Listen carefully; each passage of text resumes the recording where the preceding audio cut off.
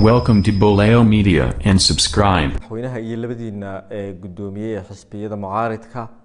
maxaa ka soo baxay waxaan warramadee waqtigii waa dhamaaday maxaa qabateen intii muddada qabsateen madaxweyne waxaan qabanay ma jirto arrintu way nagala ballaaratay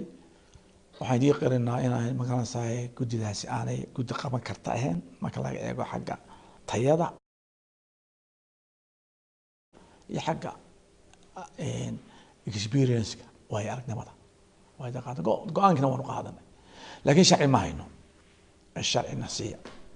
marka sharci ma hayo muxuu uga jeeday maxaad soo fahanteen idinku sharci ku kala jaran ma hayno widi daba waxaan yaano marka ay caawiyo saan ku caawinayo loo tago reerahoodii waxaan di caqli kan waxaad ma jirtay madaxweyne adiga haye arrintii u yeero xataa is-asila wax kala farsamay sida hore loo sameeyo madaxweyne hore iga geysana magaano geesimay buu halkaas istaagay madaxweyne Faruq taagay arrintii go'aankii waan ogolay mana ogolay isku dhex jira way macnii ogolay afka laakiin ficil ahaan ma marka idinka maxay tahay talaabada idin xigta ama go'aanka aad qaadanaysaan waan ku isku noqonaynaa insha Allah ta'ala guddiina waan wargelinna waxa jira mas'uul sare oo xisbiga ka tirsan oo xiran madaxweynaha waad kulanteen mar kale wali ma kala hadasheen madaxweynaha arrinta habeen horaan ka wada hadalnay madaxweynaha oo yiri ninkan maxaad u haysataa inaan wixii waa seediga ii dhaaf arumaha seediga soo dhex galbiyo waxaan door wax xoqayahaygii dibadda wixii waxyaalahaas isku haysana ii dhaaf seediga buu marxaatigaas la fadhiyo xogaha hayno waxay sheegayeen in dacwad laga gudbiyay oo dawladdu ka gudbisay siiba madaxtooyadu markii dambana wada hadal lagu dhameeyay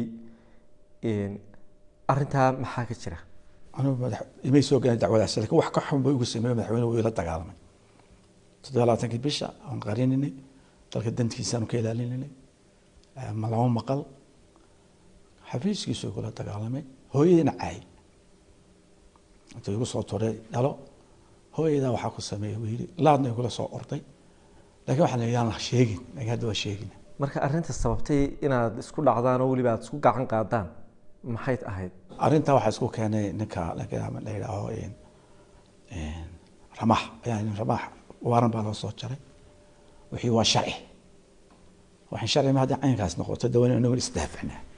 idinku waxaad tihiin xisbiyadii mucaaradka oo doorka dawladnimada qayb weyn ku leh oo waliba la xisaabtankii dawladda ah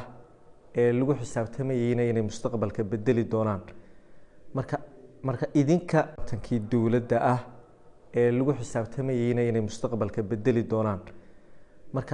marka idinka muxuu yahay maxaa la idinkaga talagelayaa ee idin qorshaysan waxa weeyaan madaxweyne ma ogolaan in la xisaabtamo in la taliyo in la shaqeeyo in la karisaas gareeyo wax laga sheego ma ogola